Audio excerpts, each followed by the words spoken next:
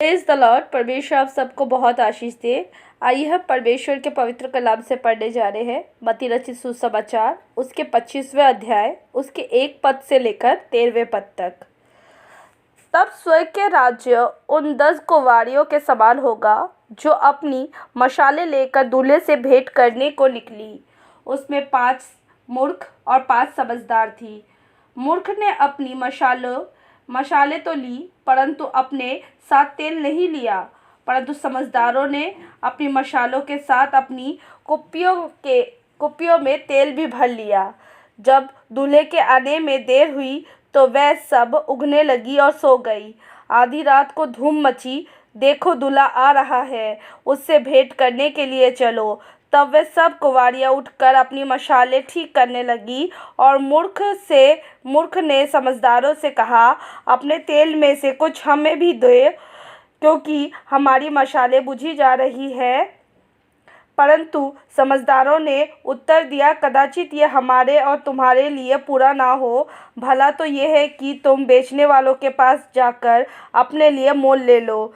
जब वह मोल लेने को ही जा रही थी तो दूल्हा आ पहुंचा, और जो तैयार थी वह उसके साथ विवाह के घर में चली गई और द्वार बंद किया गया। इसके बाद वह दूसरी कुँवारियाँ भी आकर कहने लगी, हे स्वामी, हमारे लिए द्वार खोल दे।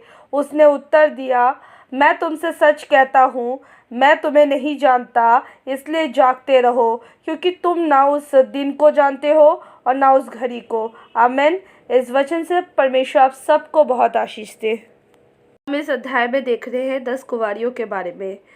10 कुँवारियों में 5 मूर्ख थी और 5 समझदार थी। मूर्ख वो उसको बोला गया है जो प्रार्थना नहीं करता, परमेश्वर के सामने टाइम नहीं बिताता, लेकिन कभी कभी कर लेता है, लेकिन पूरी तरह से परमेश्वर में समर्पण नहीं है। हालेलुया।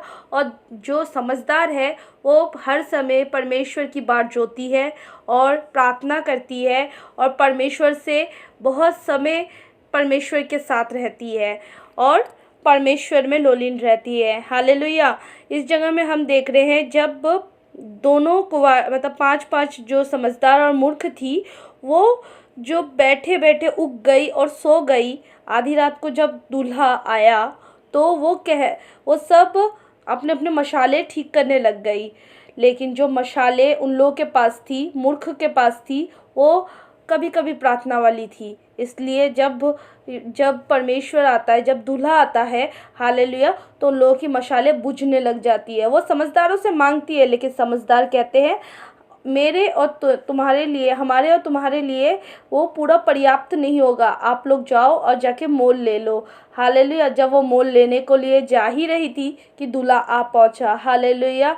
और जो तैयार थी, प्रार्थना में थी, परमेश्वर की बाट जोती थी, परमेश्वर का काम करती थी, सुसमाचार प्रचार करती थी, सबके साथ अच्छाई भलाई सब कुछ करती थी, वो परमेश्वर के साथ चली गई विवाह के घर में, मतलब परमेश्वर के साथ चली गई स्वर्गलोक में।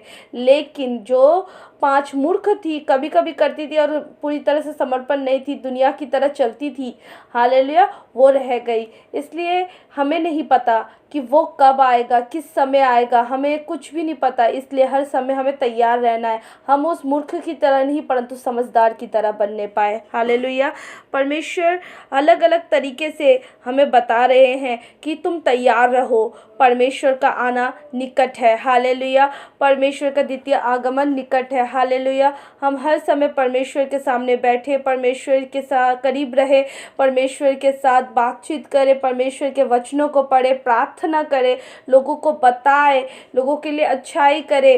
कोई तुम्हारे साथ गलत व्यवहार कर रहा है तो तुम भी अच्छाई उसके साथ करके परमेश्वर का वचन को सिद्ध करो, क्योंकि परमेश्वर का वचन कहता है तुम में मैं बसा हूँ। हालेलुया।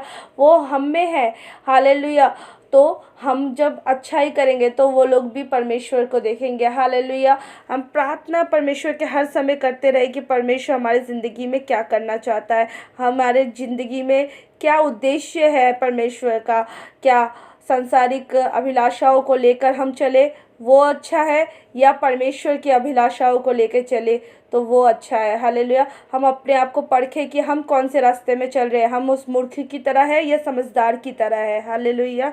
परमेश्वर इस अध्याय से और अनुग्रह से परमेश्वर आप सबको आशीष दे। आमीन।